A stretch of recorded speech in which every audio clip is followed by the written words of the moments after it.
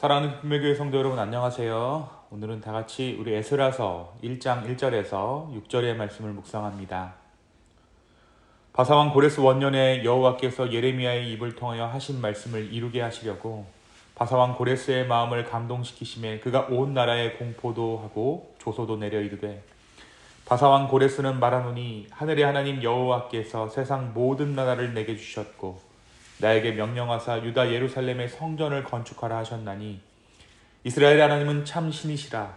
너희 중에 그의 백성된 자는 다 유다 예루살렘으로 올라가서 이스라엘의 하나님 여호와의 성전을 건축하라. 그는 예루살렘에 계신 하나님이시라.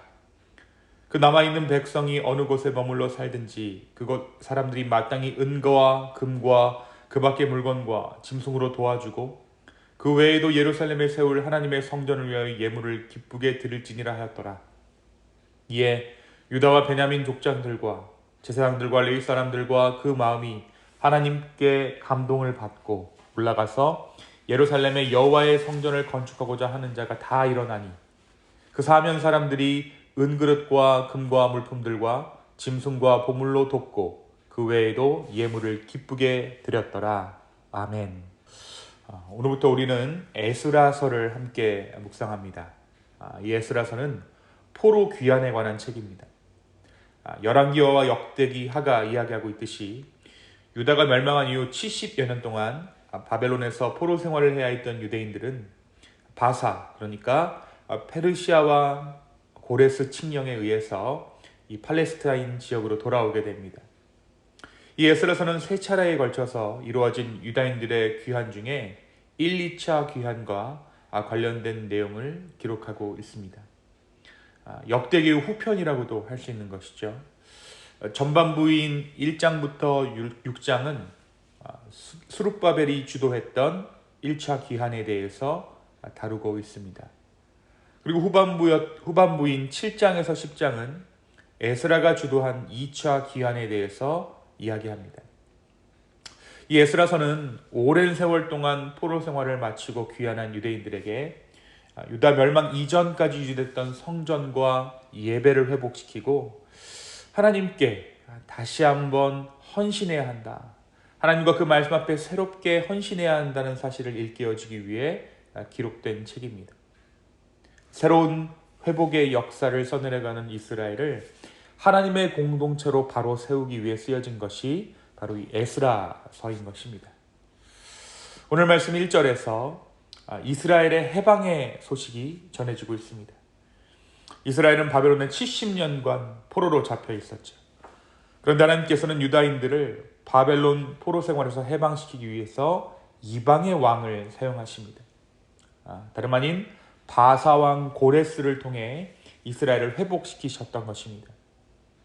하나님께서는 그를 통해서 바벨론을 멸망케 하셨습니다. 뿐만 아닙니다.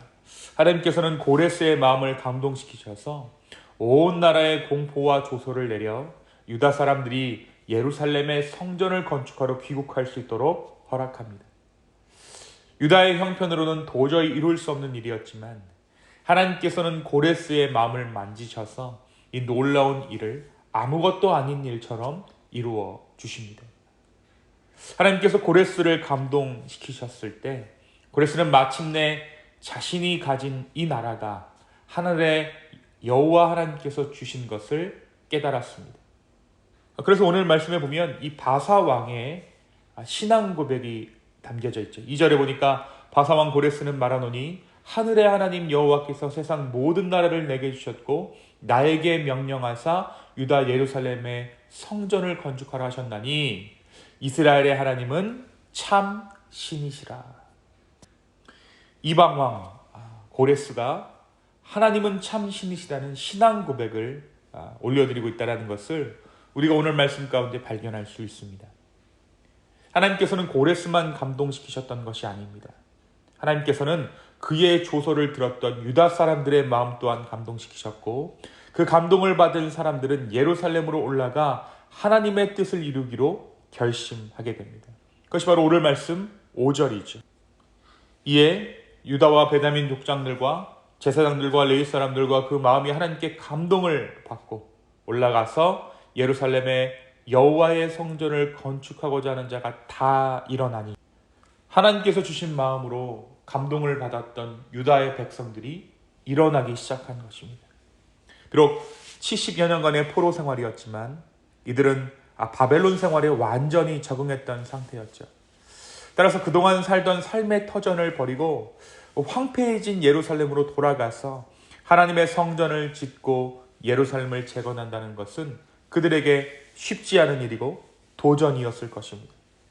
하지만 하나님께서 주시는 감동이 있을 때에 그들의 마음 가운데 자원하는 마음이 있었고 하나님의 일을 감당하게 되었던 것입니다. 이스라엘의 회복의 역사가 시작된 것이죠. 사랑하는 성도 여러분, 오늘 말씀은 우리에게 무엇을 말해주고 있습니까? 먼저 오늘 말씀에서 성경은 유다의 회복의 동기를 딱 한 가지로 이야기합니다. 그것은 다름 아닌 고레스의 마음이 감동되었다라는 것입니다. 사람들은 여러 가지 마음의 감동을 가지고 그것이 동기가 되어서 살아가죠. 오늘 말씀에서도 고레스의 마음이 감동되었고 고레스의 칙령을 들었던 유다 사람들의 마음이 감동되었습니다. 그런데 우리는 하나님께서 주시는 감동으로 살아가는 사람들입니다. 하나님께서 주시는 감동함은 우리의 마음밭을 변화시킨다는 거예요. 그리고 변화된 그 마음밭으로 말미암아, 그 변화된 마음으로 말미암아 오늘 하루를 승리하는 삶으로 살아갈 수 있는 것이 바로 저와 여러분의 삶이라는 것이죠. 성도는 하나님의 마음을 헤아리고 하나님의 마음 감동 가운데 살아가는 삶을 살아야 하는 줄로 믿습니다.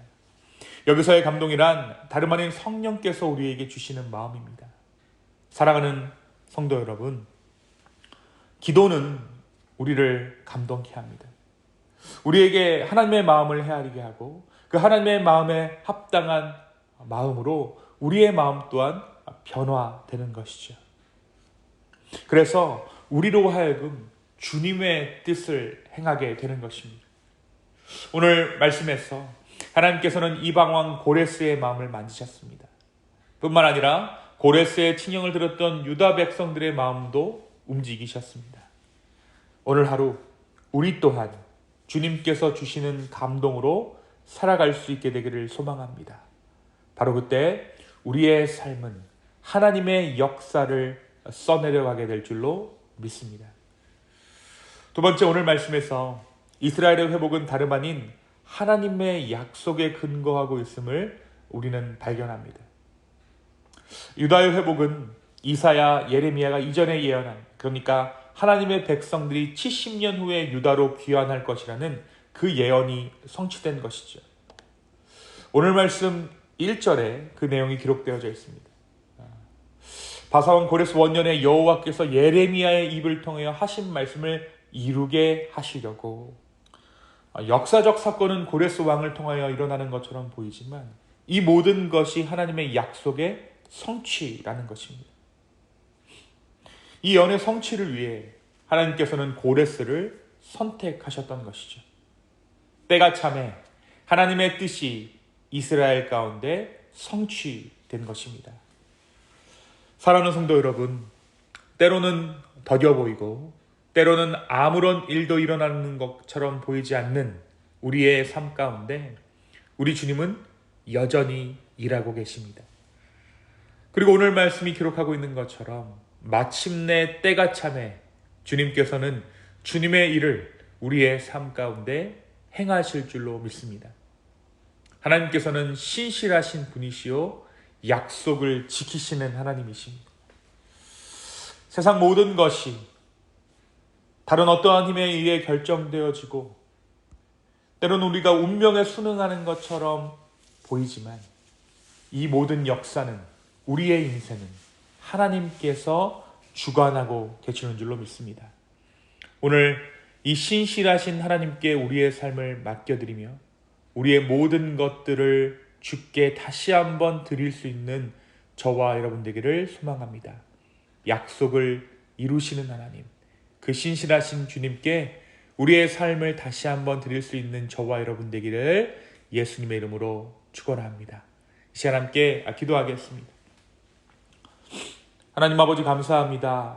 바사왕 고레스의 마음을 움직이셔서 그를 통해 이스라엘의 회복을 말씀하신 주님, 오늘 우리의 마음을 감동케 하사 우리의 인생으로 하여금 주의 뜻 이루게 하여 주시옵소서.